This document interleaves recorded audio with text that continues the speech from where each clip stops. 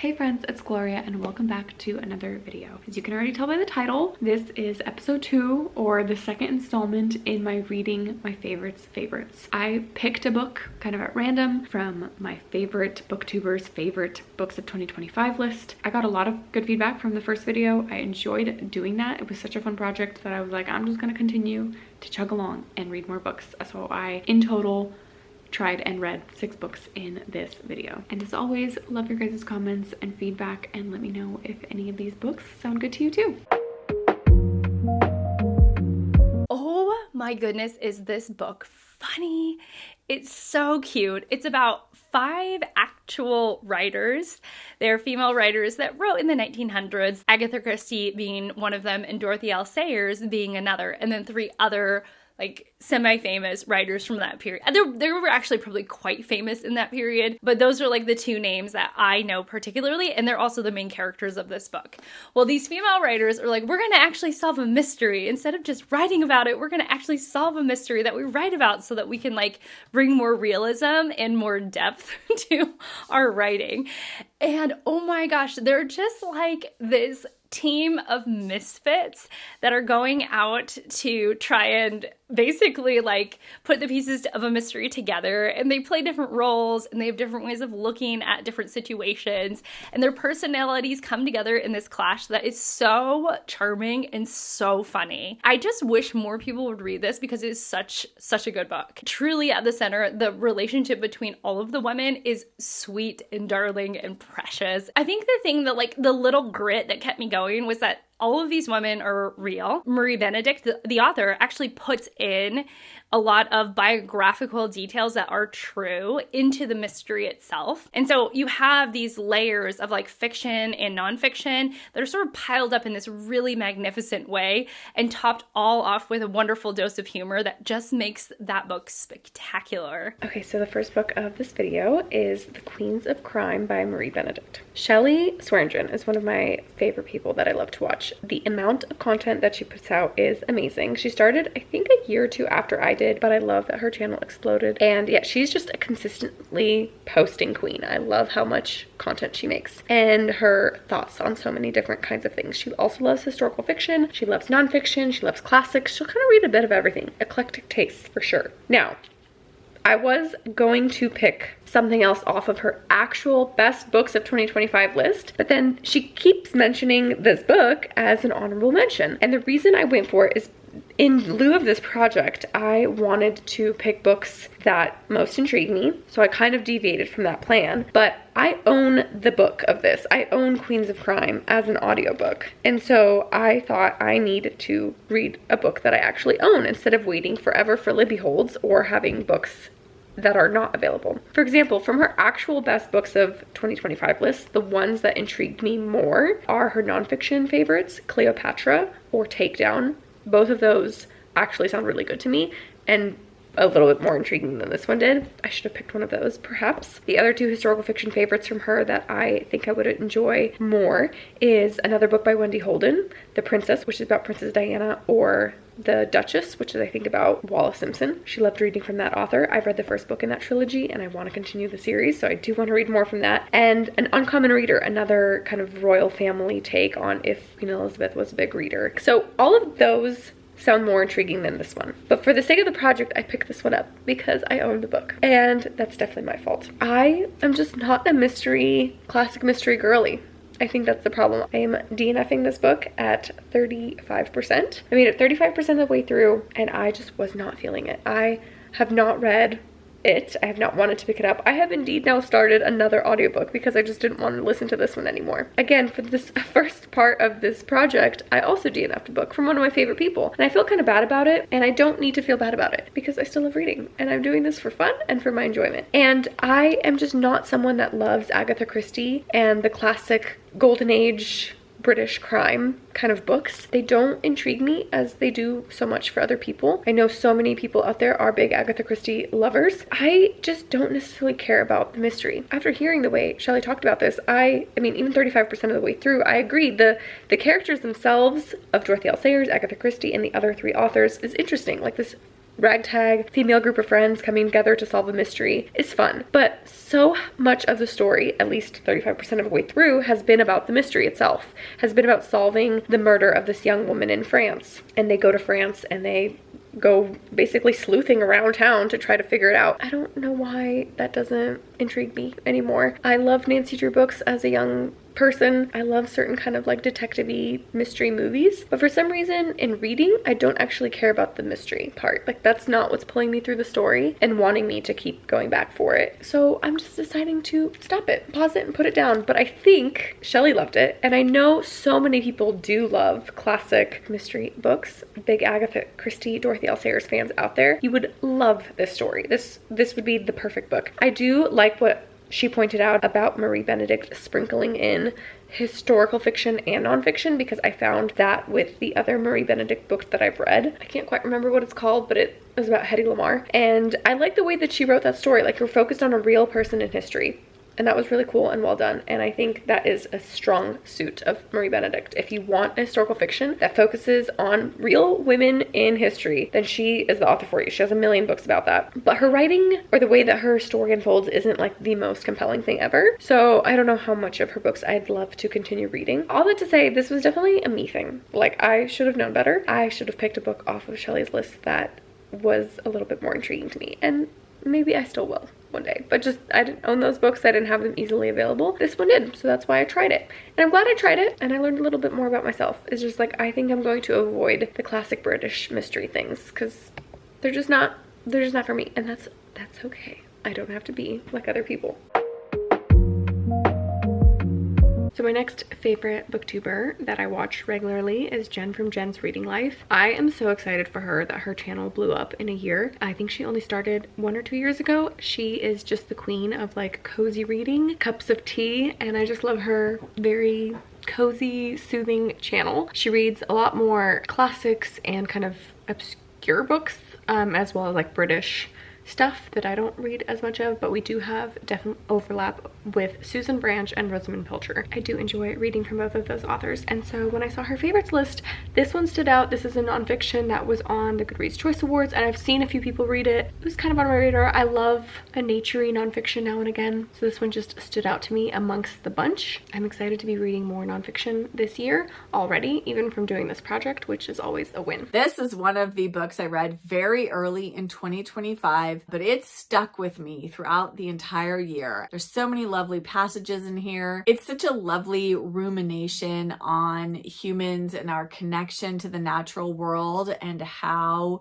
we can help the natural world without interfering too much. And Chloe Dalton does such a great job of describing her experience of caring for this baby hare that comes into her life without making it into a pet and allowing it to retain its wildness and go back out into the wild. I highly recommend this if you haven't read it. If you enjoy narrative nonfiction, I think this is one of the most wonderful examples of it that came out in 2025. So I finished reading Raising Hare by Chloe Dalton. I did enjoy this. I landed on 3.75 stars. I think most of my reading experience was kind of middle of the road. Like, it was enjoyable and I was engaged, but it wasn't anything profound. And honestly, the interview at the end, which I listened to the audiobook, so it was the narrator as well as the author talking to one another, and I loved the narration of this audiobook. It was really well done. Can't remember her name, but a British voice actress that did a really good job. That author's interview actually made me enjoy this book a little bit more, kind of see it in a slightly different perspective. So like I said, really enjoyable, nothing completely profound. I mean, the main takeaway is be still, enjoy nature, watch nature around you, learn to interact with nature in a way that's helpful for nature and for yourself. So it was just kind of a basic thing that was like, oh yeah, I've read that before in nature narrative nonfictions, but it was still a very sweet story. And it was ultimately just a story about the hare and the stories of that journey. She did not get too personal. She did not get too deep. In a 1-sentence summary, her personal story was, I worked too hard and I worked too much, and this hare made me stop my life and made me think about what I wanted to do. It also happened during COVID and lockdown, and she recognized that this experience in her life made her slow down and notice things around her more, which we all need to do, right? All of us who are addicted to our phones and technology and distracted all the time. Overall, really enjoyable, and thank you, Jen, for putting it on my radar to pick up. I have another update for you guys. I finished another book, and sorry the lighting's terrible. My super yellowy, glowy night lamp, and it's like 6 p.m. so it's the end of the day. And my son's taking a bath, so he's gonna interrupt a little bit. You wanna say hi? Yeah. Okay, you can say hi right here. What are you doing? Can you wave? Okay. So I finished a Christmassy book at the end of February, but I wanted to squeeze in one of Miriam Elizabeth Reed's books. She is such a sweet booktuber. I loved her presence on here. She reads a lot more classics than I do, but this was one of her honorable mentions. I do read contemporary romances now and again, even though I vowed not to. This was so fun, so heartwarming. Both the female and male love interests I found compelling, their own personal journeys alongside their journey cross country in a car. It was just a wonderful story, and the ending made me cry. Really loved this one. Actually, this was not my first Courtney Walsh, because earlier in the month of February, I read My Phony Valentine, which is a fake dating romance, and that one was a lot of fun and I really enjoyed. This one was another great book by her in terms of the contemporary romance that's out there. She's very clean. It's usually a lot more depth. There's less miscommunication and just kind of nonsense that is in a lot of contemporary romance books. This one I didn't enjoy as much. It's a second chance romance. These two people go on a road trip and reconnect, but most of the time the girl is holding a grudge. She's very grumpy against the guy for something that he did when they were in college, and he doesn't really know why she's so mad. They go on this journey and she's kind of like, I don't know if I can trust him. And most of the book's a very short audiobook. I whipped through it in one day, but most of the book, they're not friends. They're not necessarily developing their relationship. The ending was very sweet and it all kind of came together and it was a good time. I think I landed on 3.5 stars. Like, it was fine, but it wasn't a new favorite. But I understand why it's a standout for many people that don't usually read the genre and want something that's just clean and simple and sweet and wholesome and not too spicy and just kind of full of content that people don't love to read about. But still, this was a fun little addition to this project and I'm glad I read it.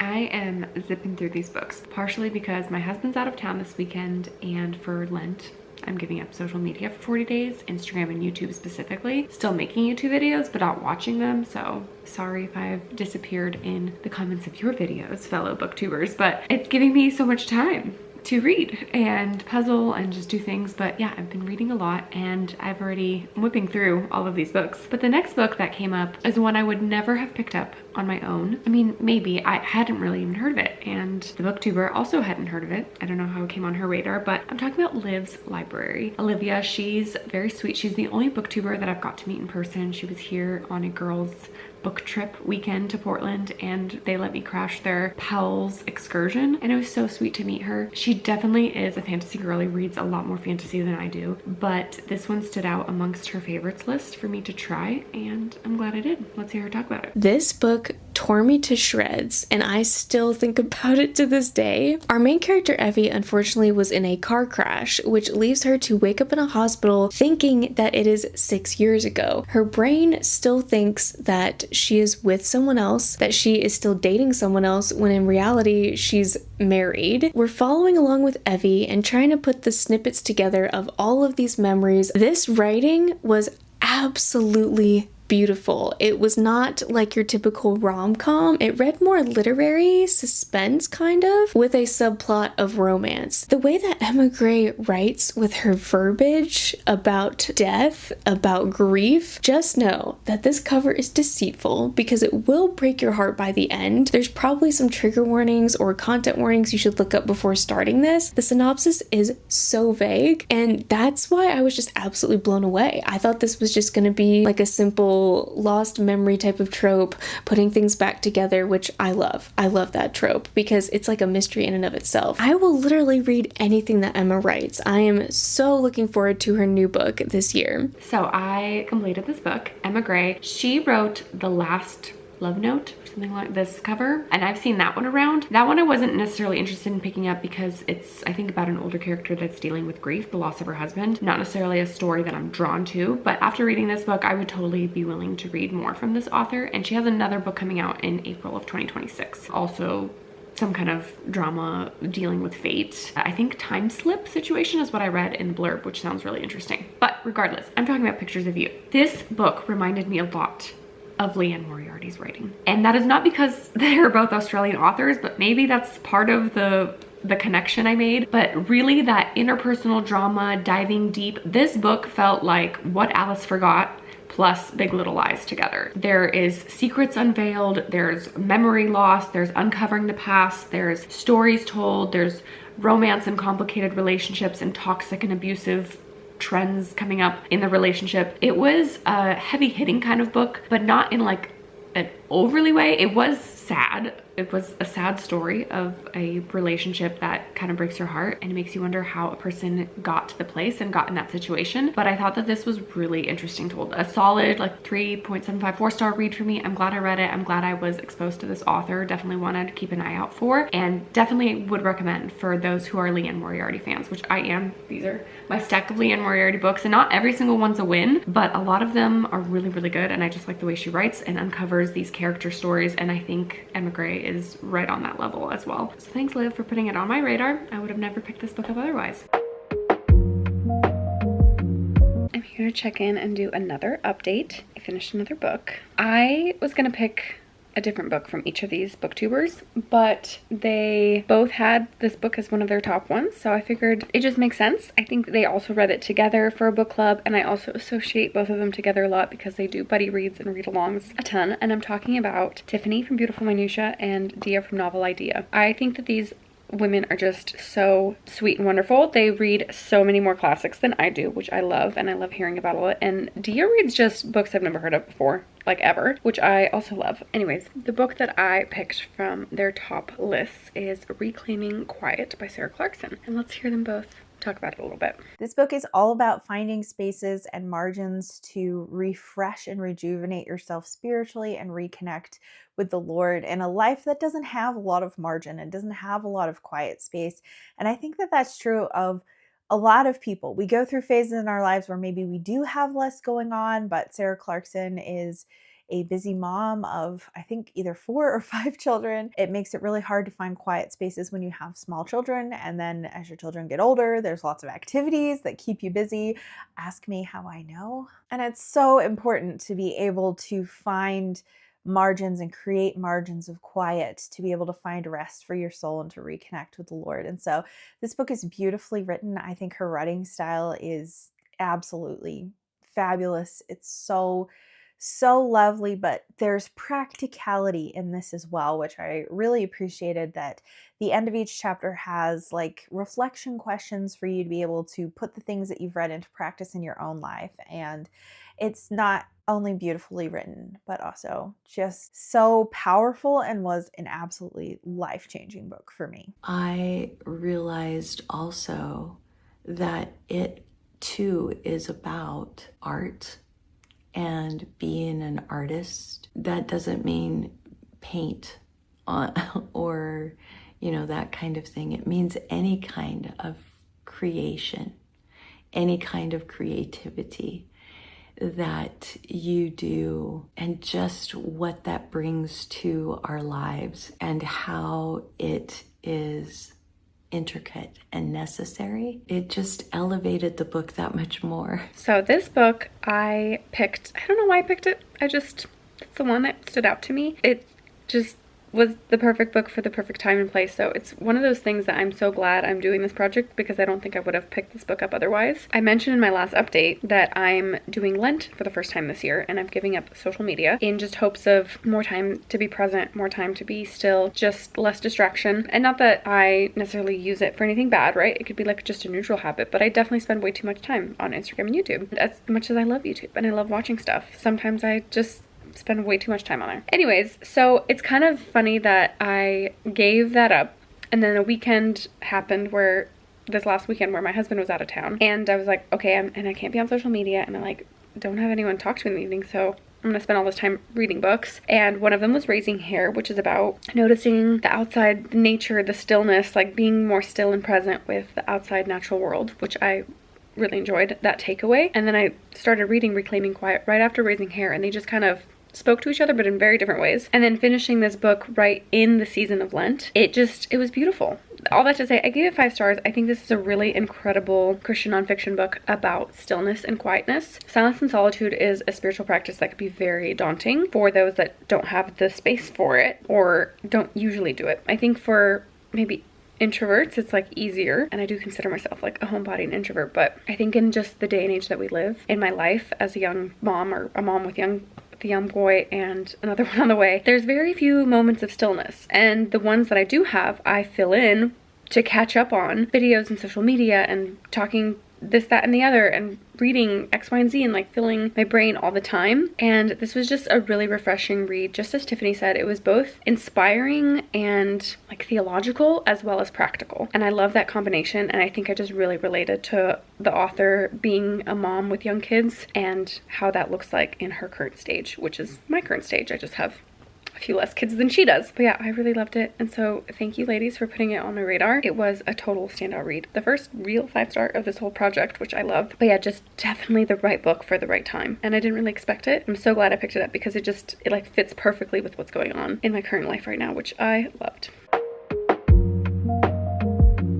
Time to do one last check-in on my 6th book for this project and 2 more booktubers that had it on their favorites list. I'm talking about Lena from Lena's Bookshelf and Lindsay from Lindsay's Little Library. I did host a historical fiction readathon 2 years, not last year, but the year before with them, which was really fun. I'm sad we didn't do it again, but life's just lifing. But I picked The Lies We Told by Ellen Marie Wiseman. I read The Lost Girls of Willowbrook by this author and really did not enjoy it, even though it was one of Lena's favorites. And so I went in with this book hesitant, but I am so glad that I tried this author again. This is a 2025 release and it focuses on the topic of eugenics. And this is what both of these ladies have to say about it before I share my thoughts. This is such a good book. It is set in rural 1920s Virginia, and this looks at the eugenics movement in America. This is so sad, so poignant, a story of survival, resiliency.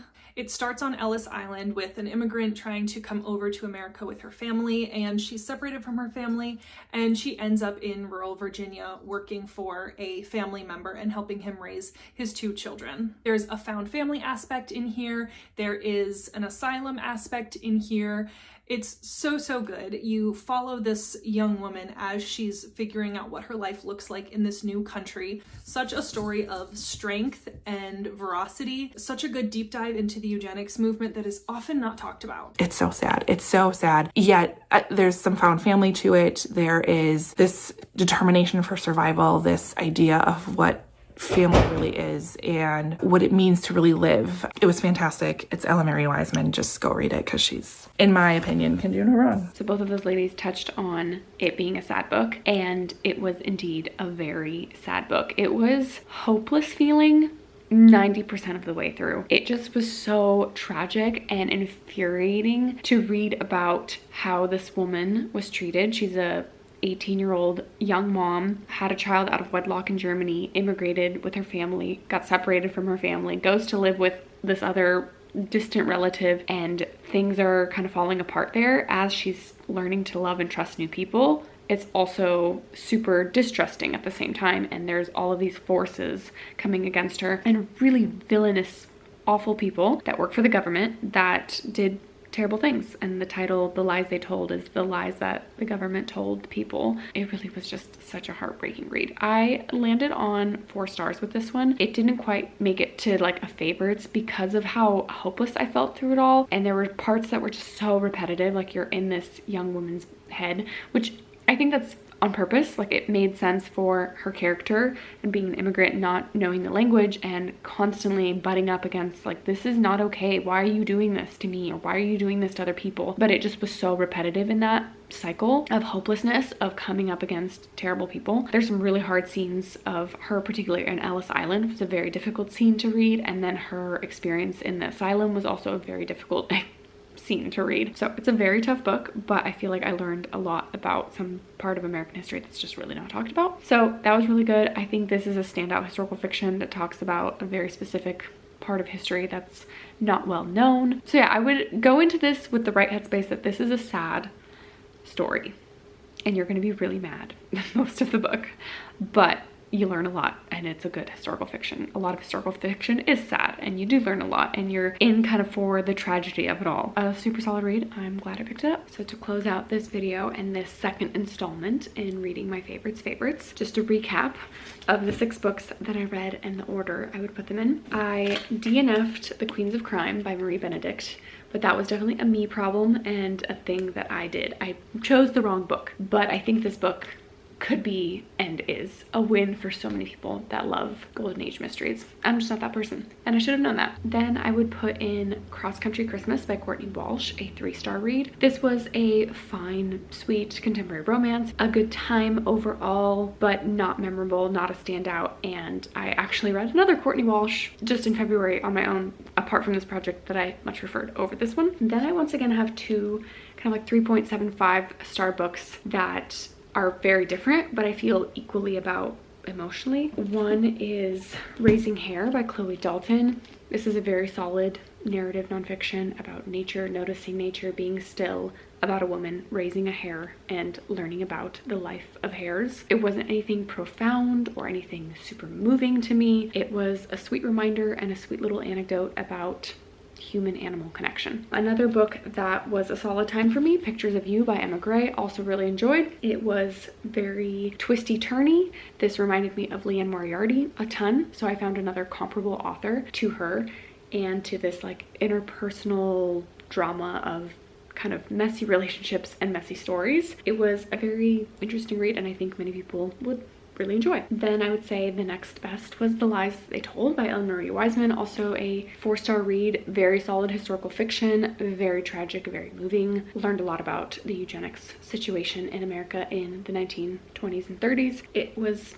heartbreaking, but a very solid historical fiction. My favorite out of the bunch was a nonfiction Christian spiritual book called Reclaiming Quiet, and that one was just the right book for the right time in my life during the season. It just was perfect. It was exactly what I needed to hear, exactly what I needed to read, my kind of theology plus practical plus inspirational kind of book. It just really hit the spot. So overall, another super successful project in my opinion.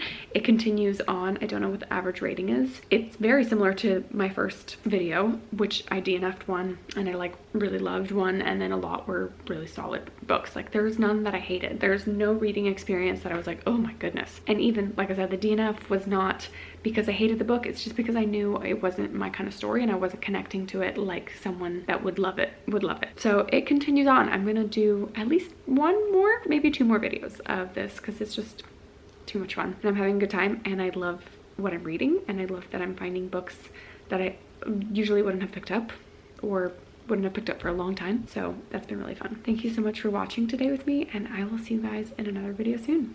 Bye.